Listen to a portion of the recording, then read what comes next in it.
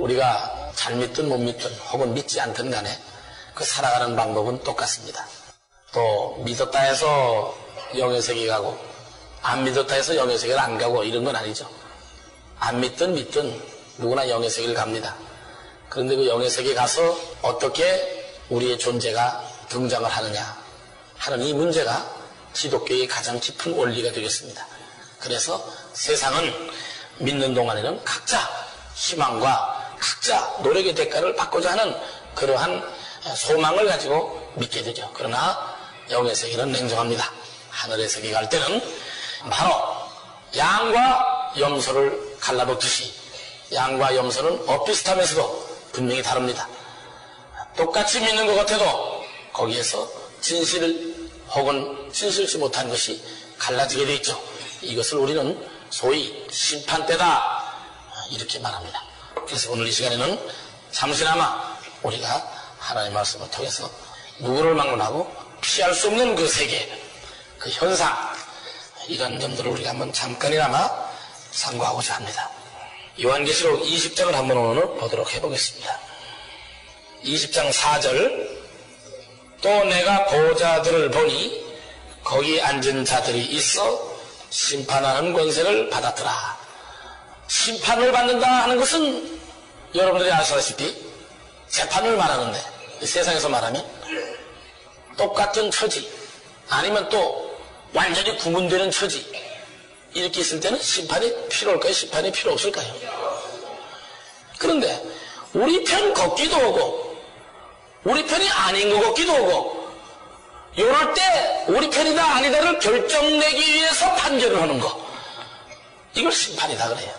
만약에 예수를 믿은 사람이 100억이다 인류 역사상 그럼 100억을 놓고 몇 개 분야로 갈라가지고 재판할 것이냐 믿지 않은 사람이 뭐 500억이다 그럼 500억을 몇 개 분야로 단수를 놓고 재판할 것이냐 할 때에 하늘에서는 14만 4천 군대를 장소를 정해서 재판을 하도록 제정해 놓은 것이 바로 성서에 기록된 최후의 심판의 장소입니다. 그렇다면 만약에 심판하는 멤버들이 각기 자기가 사무실을 가졌다 세상으로 말하자면 사무실을 가졌다면 그 사무실 안에는 어떠한 양상의 명단에 기록된 책들이 산더미처럼 순서 절차로 쌓여져 있다 이거예요.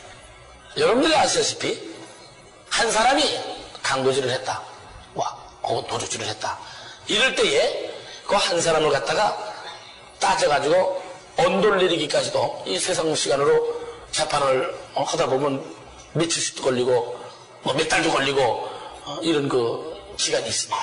세상 재판도 지금 제가 여러분들한테 지상에서 베풀어지는 재판의 광경으로 영의 세계에 심판하는 광경을 알기 쉽게 설명을 드리고 있는 것입니다. 우선 어떤 사람들이 재판을 하는가 다시 말해서 판사가 되는가 하는 얘기입니다. 예수의 증거라는 건 신약시대 주님이 십자가 지신 이후에 은혜 받은 사람을 말합니다. 그 다음에 하나님의 말씀을 인하여 목배임을 받은 자 하는 것은 구약시대에 여호와의 지시를 받아서 목숨을 버리기까지 충성한 사람들을 말합니다. 그 다음 짐승과 그의 우상에게 경배하지 아니한 사람 짐승에게 경배하지 아니할 수 있는 영의 자격이라는 건 순교자나 이 지상에 있을 때 세마포를 읽기에 충분한 자격을 가진 사람들을 말하니까 결국은 비슷한 존재가 되겠죠.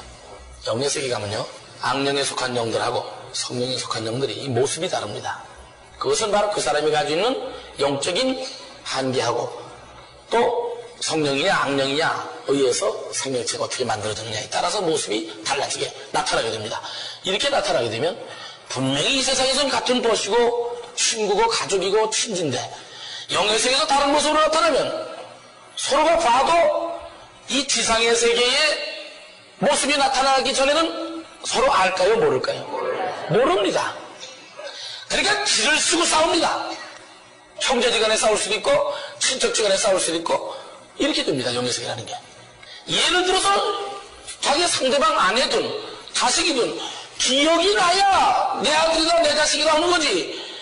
전혀 모습이 다르고 알지도 못하는데 내 자식이다 내 아들이다 감정적으로 나타나질 않는다 이거야. 다만 그게 나타날 수 있는 비결은 그 사람 모습이 지상의 모습으로 나오고 내 모습이 지상에 있던 모습으로 나온다면 아이고 네가 누구구나 이렇게 된다 얘기입니다. 심판대 앞에 가면 그 사람이 거짓말을 할 때는 옆에 지상에서 살던 세월이 필린 것이 돌아가. 네 이놈 거짓말 할 거냐, 네가 이렇게 살았어. 그때에 삭제받은 것은 나타나질 않아. 지워졌기 때문에. 삭제받지 않은 건 마치 필름이 돌아가도 그대로 기록이 다 나와요. 자기가 이승 짓고 오면 상관이 없는데 안 하고 부인할 땐 틀어놔 그거를. 그러면 지가 저를 봐. 아 내가 참 저전에 저랬구나. 그게 심판의 세계인데, 이러한 사람들이 실질적으로 심판하는 권세를 받는데, 이 심판하는 권세를 받는 사람들은 그리스도와 더불어 천년 동안 왕 노릇을 한다 하고 기록이 되어 있습니다, 성서에. 그러면 이 사람들이 앉는 보좌를 소위 백보좌다 그래요. 요한계시록 기록된 대로 몇만 명이 앉는다. 네, 14만 4천 명이 무슨 권세를 가지고, 왕권세도 가지고 또 지금 심판하는 권세를 가지고, 그 다음에는 제사장의 직분을 가지고 세 가지를 겸비하는 존재로서 멜기세덱의 제사장이 연결되어 있기 때문에 세 가지, 왕권세, 심판권세, 제사장의 권세를 가지고 보좌에 앉는 어마어마한 존재다 이거예요. 주님이 앉는 보좌는 말 것 없이 멜기세덱의 첫 여호와 우편의 보좌가 있는 거다 이거예요. 그런데 요한계시록에는 실질적으로 또 하나의 보좌가 있는 존재가 나오는 겁니다. 따라하세요. 이기는 자와 내 일을 끝까지 지키고 행하는 자에게 만국을 다스리는 권세를 주리라. 그 권세를 맡는 자가 앉는 거예요. 그렇다면 이제 보좌 얘기가 나왔으니 하늘에서는 누가 제일 높아요? 자, 하나님이 제일 높아서 하나님의 보좌. 그 다음에 하나님 다음 가는 보좌가 주님의 보좌. 그 다음에 세 번째가 또 다른 보좌가 있게 되고, 네 번째가 주님의 가장 가까운 내 생물들. 그 다음에 다섯 번째가 지금 여기에 말한 무슨 것을 갖는 왕권세와 심판하는 권세와 제사장의 직분을 갖는 권세에 14만 4천 보좌가 펼쳐지는 게 다섯 번째 계열이다. 이 다섯 가지 계열은 소위 말해서 이 지상으로 말하면 왕권에 속하는 계열이다. 우리가 이 권세를 말할 때 영의 세계는 그 급수가 어마어마합니다. 그러면 거기에서 최고의 권위자가 하나님으로서 통치하시게 돼. 이럴 때 어린 양도 모든 권한을 하나님께 돌리는 그러한 그 시대가 오게 되어서 표적을 해놨어요.